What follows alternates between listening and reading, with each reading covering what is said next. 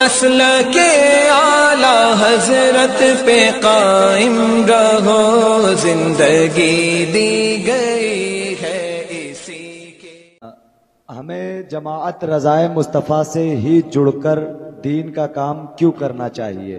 جبکہ دوسری تنظیم بھی ہیں اور مدارس بھی ہیں؟ رہنمائی فرمائیں سائل اویس رضا انصاری۔ جو بھی تنظیمیں یا جو بھی مدارس مسلک اعلی حضرت کا کام کر رہے ہیں، ہمیں سب کا ساتھ دینا ہے، لیکن بات یہ کہ جماعت رضائے مصطفیٰ ہی سے جڑنے کے لیے کیوں کہا جاتا ہے؟ تو آپ تو جانتے ہو مارکیٹ میں جب کئی طرح کا مال ہوتا ہے تو سب مال اچھا ہوتا ہے، بندہ اس میں بھی کوالٹی ڈھونڈتا ہے۔ تو باقی ساری تنظیمیں غلامان اعلی حضرت نے قائم کی ہیں اور جماعت رضائے مصطفیٰ کو خود اعلی حضرت نے قائم کیا ہے۔ سبحان اللہ۔ تو یہ ہمارے امام کی قائم کی ہوئی تنظیم ہے۔ اگر کوئی میری تنظیم کا کام کرے تو میں اس سے خوش ہو جاتا ہوں، جو اعلی حضرت کی تنظیم کا کام کرے گا تو بلا شبہ اعلی حضرت اس سے خوش ہو جائیں گے، اور اللہ کا ولی جس سے راضی ہو جائے اس کا دنیا میں بھی بیڑا پار ہے اور آخرت میں بھی بیڑا پار ہے۔ اور دوسری بات یہ ہے کہ جماعت رضائے مصطفیٰ سے جڑنے کی تاکید اس لیے بھی کی جاتی ہے، ہم نے کئی اہل سنت کی تنظیموں کو دیکھا ہے، شروع میں ان لوگوں نے بڑا اچھا کام کیا، لیکن بعد میں کسی مجبوری کی وجہ سے یا کسی اور دنیاوی لالچ یا کسی بھی سبب سے وہ راستہ بدلنے لگ گئے اور انہوں نے کچھ ایسی باتیں اختیار کر لی مسلک اعلی حضرت جن کی اجازت نہیں دیتا ہے۔ الحمدللہ جماعت رضائے مصطفیٰ آج سے 100 سال پہلے جس طرح صراط مستقیم پہ قائم تھی، آج 100 سال کے بعد بھی اسی طریقے کے اوپر قائم ہے،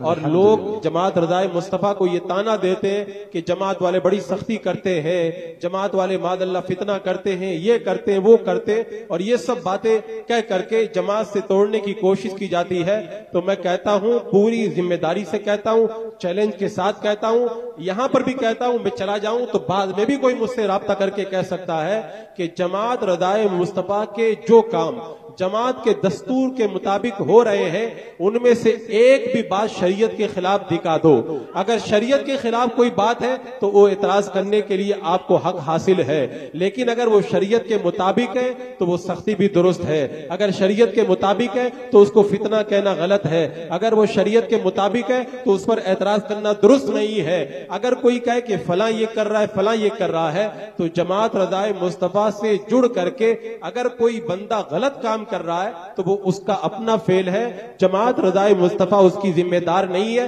جماعت رضائے مصطفیٰ کے جو کام جماعت کے دستور کے مطابق ہوتے ہیں، جماعت اور اس کے ذمہ داران اسی کے ذمہ دار ہیں۔ الحمدللہ اس کا ایک ایک نقطہ شریعت مطہرہ کے مطابق ہے، نہ آج کوئی اس کو غلط ثابت کر پایا ہے، نہ قیامت تک کوئی اس کو غلط ثابت کر پائے گا۔ اور اگر کوئی راستہ اور گلی نکالنے کے لیے کہے کہ وہ بھی صحیح ہے، ہم کر رہے ہیں یہ بھی صحیح ہے، تو میں کہتا ہوں کہ ایسا تو ممکن نہیں ہے کہ حلال بھی صحیح ہو جائے اور حرام بھی صحیح ہو جائے، یعنی ویڈیو گرافی کرانا بھی صحیح ہو جائے اور جو بچتا ہے وہ بھی صحیح ہو جائے، اور اگر کوئی جو ہے وہ بد مذہبوں سے ملے وہ بھی صحیح ہو جائے اور کوئی بد مذہبوں سے روکے وہ بھی صحیح ہو جائے۔ یہ دونوں باتیں کبھی صحیح نہیں ہو سکتی ہے، حق جو ہوگا وہ ایک ہی ہوگا۔ میں آج کے اس ذمہ دار اسٹیج سے آپ کو یہ دعوت دیتا ہوں کہ جماعت رضائے مصطفیٰ کے دستور کے مطابق جو جماعت کے کام ہو رہے ہیں ان کاموں میں جماعت رضائے مصطفیٰ سے جڑے، اس لیے کہ یہی ایک ایسی جماعت ہے،